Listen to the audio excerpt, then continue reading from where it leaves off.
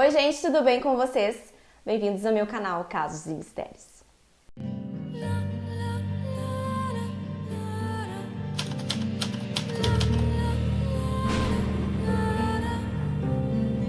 Oi meus misteriosos, sejam muito bem-vindos a Casos novamente.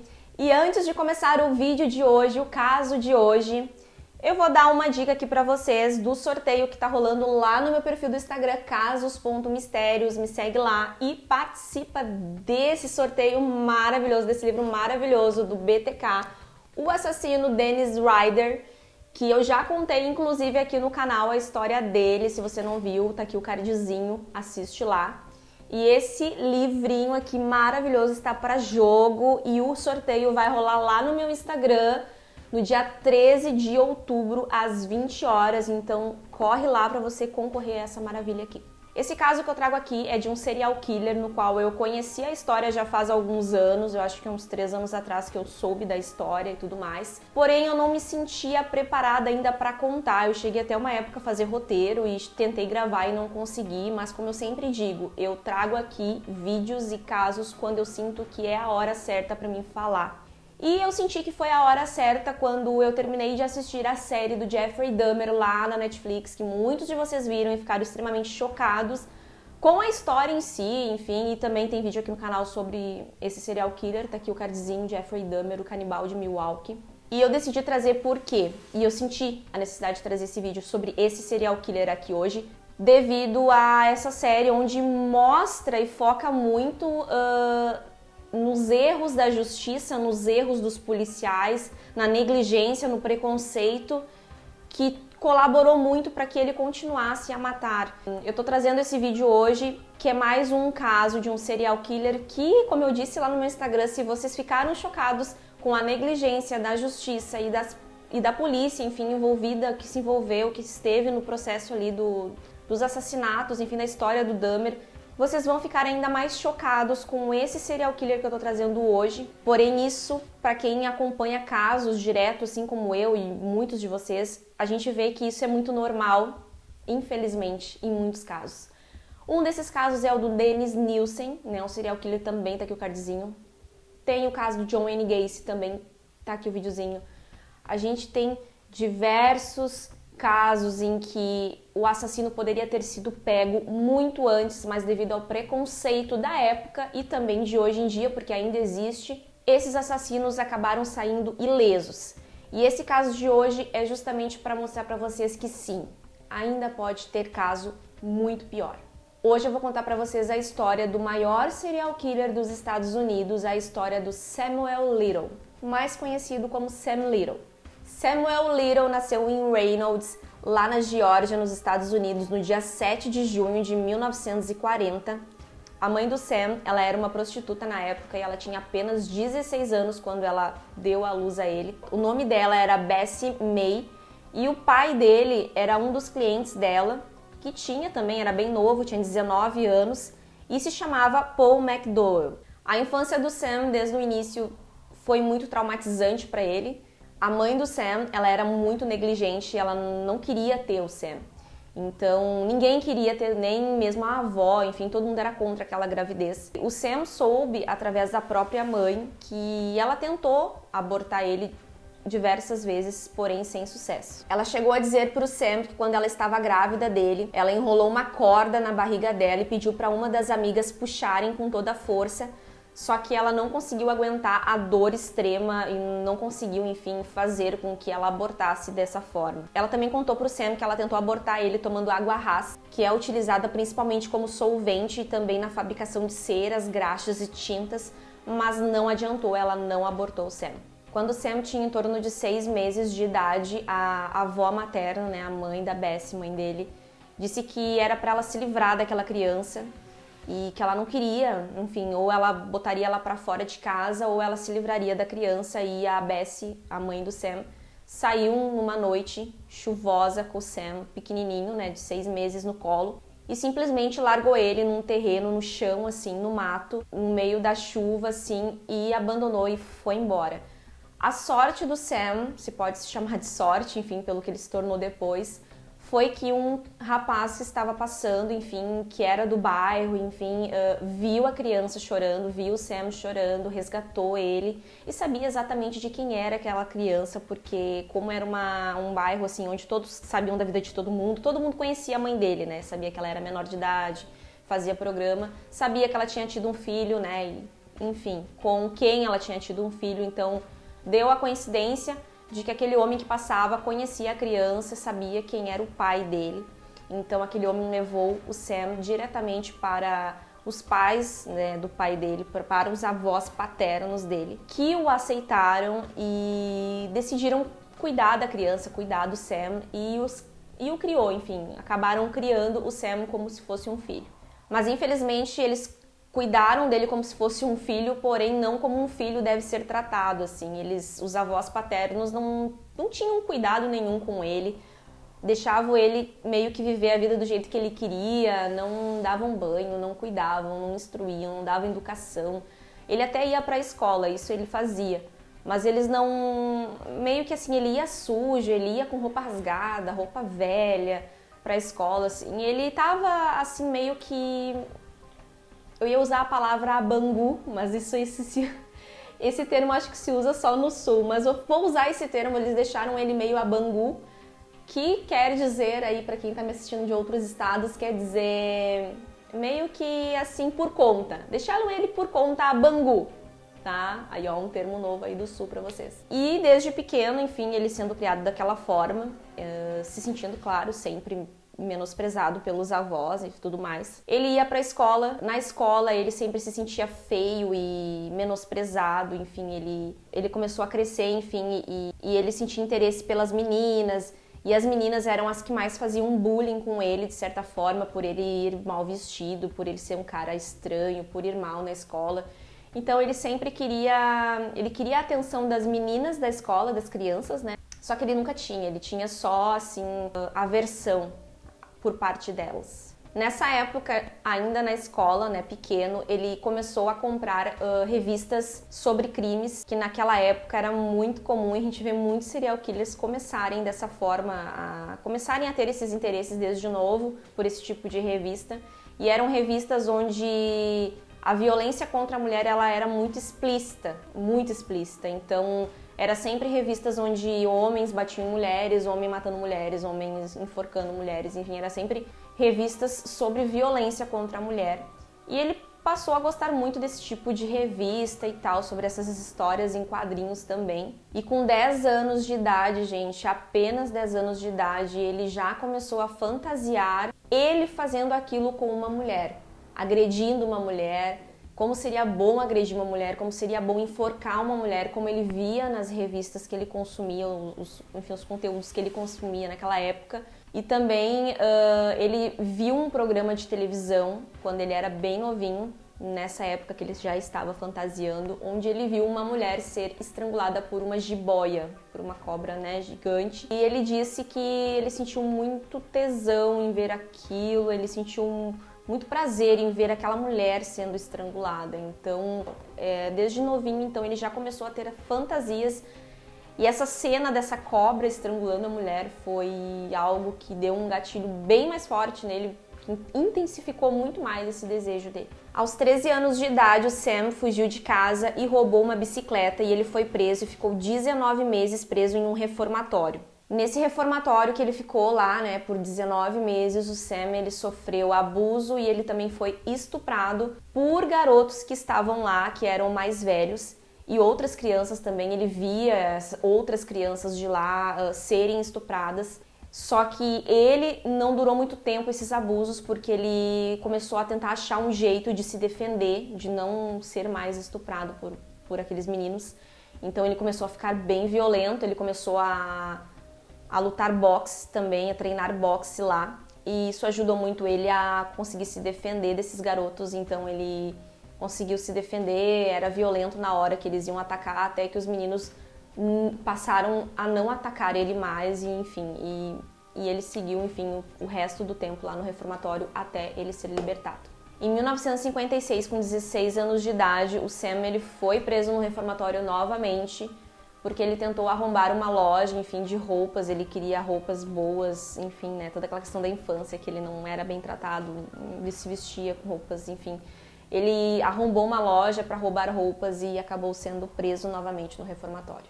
Saindo do reformatório, o Sam ele continuou a piorar, ele foi piorando cada vez mais o comportamento dele, ele foi ficando cada vez mais violento e cometendo crimes, enfim, como assaltos, ele cometia fraudes, ele foi preso diversas vezes por dirigir embriagado, ele foi preso diversas vezes por tentativa de estupro. Ele chegou a ser preso em 8 estados diferentes. E em 1961 ele foi condenado a 3 anos de prisão por invadir uma outra loja, dessa vez uma loja de imóveis, e foi solto em 1964.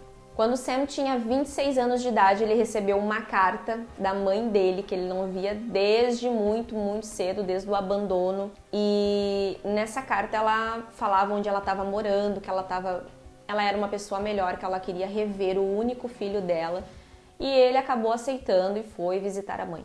Quando Sam chegou lá para ver a mãe dele, a Bessie, ele estranhou muito porque ela agia como se nada tivesse acontecido, como se ela não tivesse sido ruim, não tivesse abandonado ele. Ela agiu como se não via ele há muito tempo, mas que ela não tinha feito nada errado. Então ela recebeu ele com muita alegria, foi muito bem recepcionado, como se fosse uma outra pessoa, assim, como se nada tivesse acontecido. E o pouco tempo que ele passou com ela insistia muito que ele tinha que casar logo e ter um filho, que ela queria muito ter um neto. Meio que para suprir talvez a falta que ela fez na vida dele, tentar meio que recompensar ele de alguma forma, o abandono. Ela queria muito um neto por parte dele. Porém, isso não foi possível e ele continuou morando com ela mais um tempo. E até que ela começou a ter comportamentos muito estranhos para uma mãe, mais estranhos do que ela já teve lá no início, quando abandonou ele. A mãe dele, ela tinha um tipo de pensão, onde ela alugava quartos e tudo mais. E o Sam dormia num desses quartos, enfim, e teve uma noite em que ela bateu na porta, entrou no quarto dele, deitou ao lado do Sam e começou a se insinuar pro próprio filho, como se quisesse engravidar dele.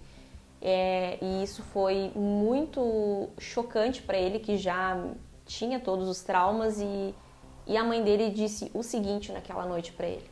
Ela queria muito fazer sexo oral nele e falava pra ele assim: quer voltar para onde você saiu? E o Sam, até anos depois, ele fala que ele sentiu muita pena dela naquele momento e achou aquilo extremamente bizarro. E claro, não diz ele que nada aconteceu, que ele não fez sexo com ela nem nada, porém aquilo vindo de uma mãe foi extremamente bizarro, e isso foi o bastante para que ele visse que ela era uma pessoa perturbada, maluca, na visão dele, e ele decidiu ir embora. A mãe dele morreu pouco tempo depois de cirrose, em 1971, e após a morte da mãe dele foi quando os assassinatos começaram. Em 1975, Sam Little já havia sido preso 26 vezes em 11 estados por crimes como roubo, assalto, tentativa de estupro, fraude e ataques a funcionários do governo. Em 1982, ele foi preso no Mississippi e acusado do assassinato de Melinda Rose LaPrée,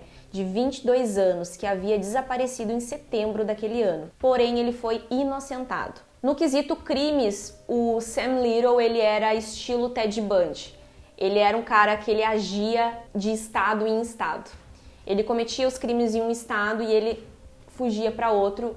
Enfim, antes que ele fosse descoberto, enfim, era a forma que ele agia para, enfim, se safar dos crimes. Então, nesse quesito, ele era bem parecido com Ted Bundy. Ele agia em diversos estados e diversas vezes ele foi preso. Porém, ele foi solto, porque a maioria das vítimas dele eram mulheres que eram negligenciadas pela justiça, pelos policiais, por serem prostitutas, ou eram mulheres também que bebiam muito, né, eram alcoólatras, ou mulheres que tinham problemas com drogas. Então ele sempre atacava mulheres com este perfil, porque ele sabia exatamente que essas mulheres provavelmente seriam negligenciadas ou não seriam ouvidas. No assassinato da Melinda, ela era uma jovem de 22 anos, no qual tinha problemas com drogas e ela se prostituía. E ele foi inocentado pelo júri. porque ele negou até o fim. Não se tinha provas de DNA naquela época ainda. Enfim, era a palavra das testemunhas contra a dele, alegando a inocência, enfim. Então eles não tiveram provas e acabaram inocentando o Sam. O Sam também foi julgado pelo assassinato de Patricia Ann Malt, de 26 anos, cujo corpo foi encontrado em setembro também daquele ano. E devido às testemunhas também e a vítima, o perfil da vítima ser uma dependente química, por ser prostituta, enfim, não terem DNA, a polícia confiou nele e não nas testemunhas e não na vítima. Então ele foi inocentado novamente.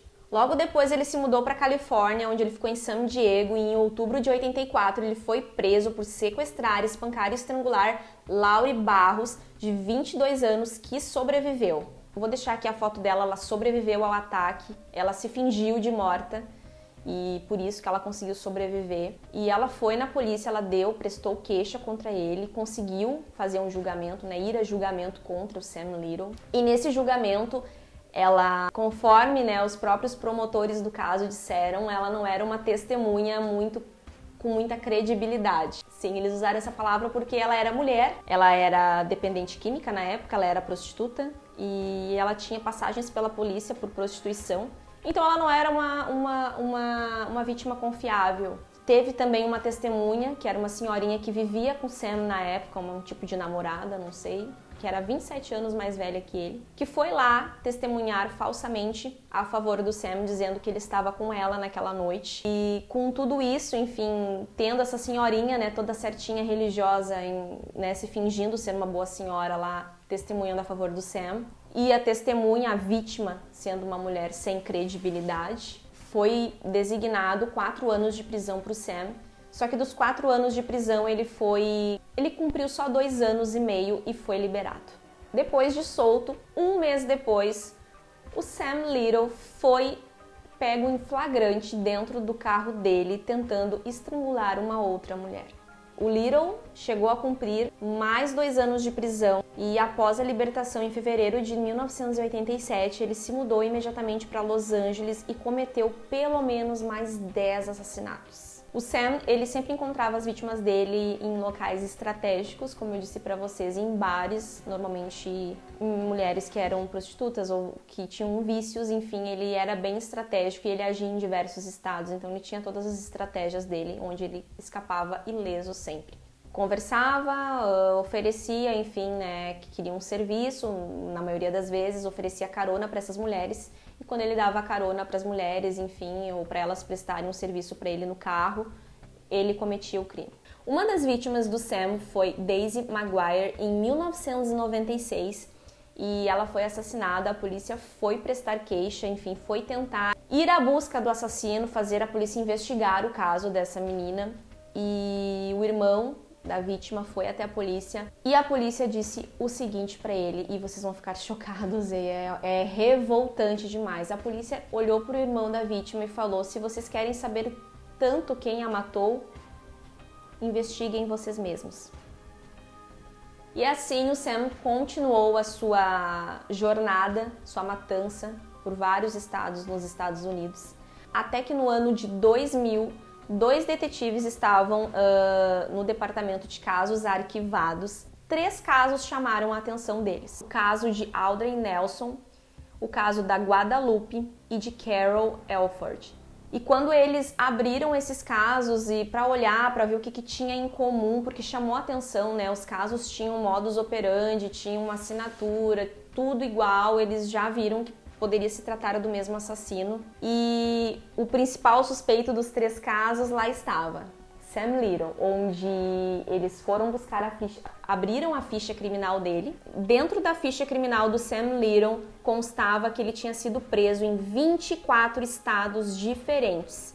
E isso chocou muito os 2 detetives, que ficaram determinados a entender como aquilo foi possível e imediatamente reabrir os 3 casos.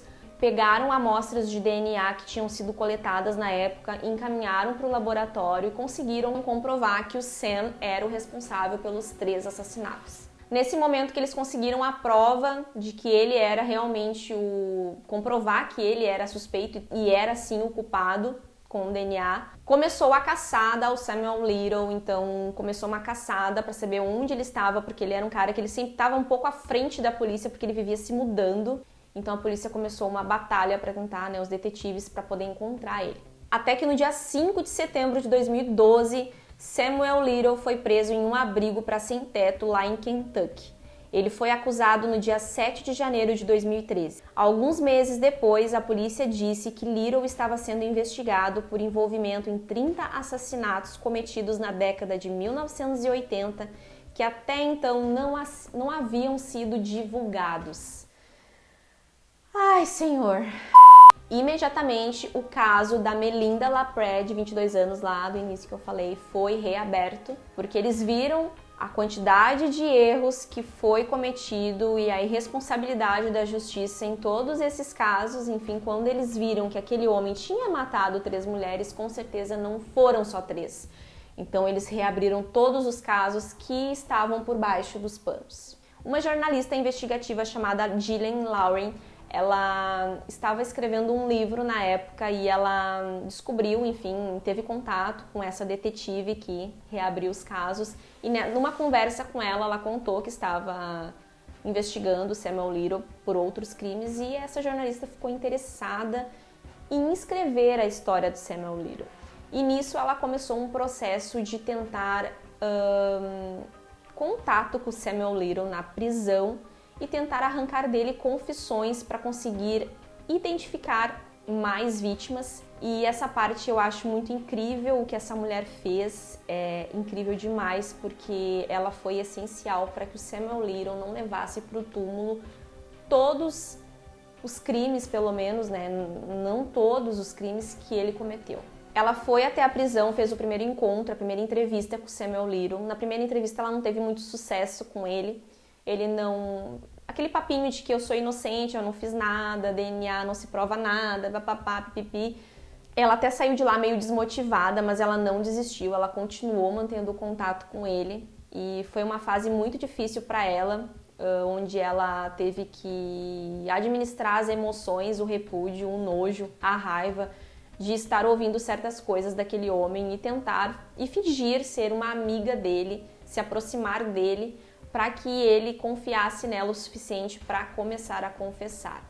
No segundo encontro, ela levou um gravador onde ela conseguiu convencer ele a contar a sua história, e no contar a história dele, ele começou a revelar os assassinatos. Em 1 hora de entrevista, mais ou menos, o Sam já tinha revelado para Ghislaine 13 assassinatos.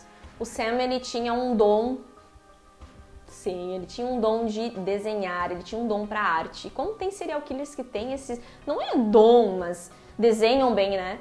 E o Sam, ele desenhava muito bem. E ele tinha uma memória fotográfica muito boa. Ele lembrava... Tanto porque ele tinha prazer em matar, então ele deixava tudo guardadinho na mente dele para, enfim, se recordar. Mas ele tinha uma mente muito fotográfica em relação às vítimas que ele matou. Então ele lembrava muito do rosto das mulheres que ele matou. Então, uma forma que ele fez, e que acho que muitos de vocês vão lembrar desse caso por isso, quando foi revelado aí na mídia, ele começou a fazer retratos das vítimas e enviar para essa jornalista, a Ghislaine, para tentar reconhecer as vítimas, tentar dar um desfecho, saber quem é e tudo mais. Ele mandava diversas cartas, mandava diversos retratos, e a partir desses retratos e das descrições que ele fazia, do local, da data, às vezes ele lembrava o nome, ele falava o nome, conseguiram ir identificando aos poucos algumas vítimas. No total, Sam Little assassinou pelo menos 93 mulheres entre 1970 e 2005, mais vítimas do que Jeffrey Dahmer, John Wayne Gacy e Ted Bundy juntos. E eu vou ler para vocês aqui, vou citar para vocês algumas frases que o Sam Little falou para essa jornalista em uma dessas entrevistas e conversas com ele, e que é de arrepiar. Eu vou citar aqui para vocês. Eu era como um leão na selva. Eu ia à caça. Sou faminto por mulheres. Quero morder as coxas delas. Quero ouvir elas implorando, por favor, não me mate. eu matava por prazer. Ouvir os ossos quebrando me excitava. Samuel Little morreu em 30 de dezembro de 2020. Ele sofria de diabetes, problemas cardíacos e outras condições de saúde. Eu falei para vocês que tem histórias tão piores quanto do Jeffrey Dahmer. Nenhuma é pior que a outra, nunca é pior, né? Todas são horrendas, horríveis, tristes. Mas eu queria trazer para vocês mais um caso onde a justiça falhou, onde a polícia falhou, onde o preconceito venceu, onde o machismo venceu. E muitas dessas vítimas, dessas mulheres, ainda estão sem identificação. E acredito que a Gillian ainda esteja, né? Ela conseguiu escrever o livro dela. Acredito que ela ainda esteja tentando ajudar essas mulheres, a desvendar essas mulheres para dar desfecho às famílias. O caso de hoje é esse, espero que vocês tenham refletido bastante, tenha trazido boas reflexões e vocês tenham aprendido muitas coisas com isso. Espero que vocês sempre tirem alguma coisa boa dos vídeos que eu trago aqui, por mais tristes que sejam. Não se esqueça de me seguir no Instagram, de se inscrever aqui no canal, deixar o like aqui se você gostou desse vídeo. E antes de dar o meu adeus, eu quero informar para quem não sabe, para quem não viu lá no meu perfil do Instagram, eu anunciei esses dias, no dia 21, acho que foi dia 21 desse mês, eu consegui monetizar o meu canal aqui no YouTube, finalmente consegui atingir as 4.000 horas e eu agradeço muito vocês, muito obrigada a todos que assistem aqui a Casos, por estarem aqui comigo dando força, por me ajudarem a atingir as 4.000 horas e agora é só sucesso, eu sinto isso e cada vez vou trazer mais conteúdo de valor aqui para vocês. E novamente, meu muito obrigada. E eu vejo vocês no próximo vídeo. Um beijo.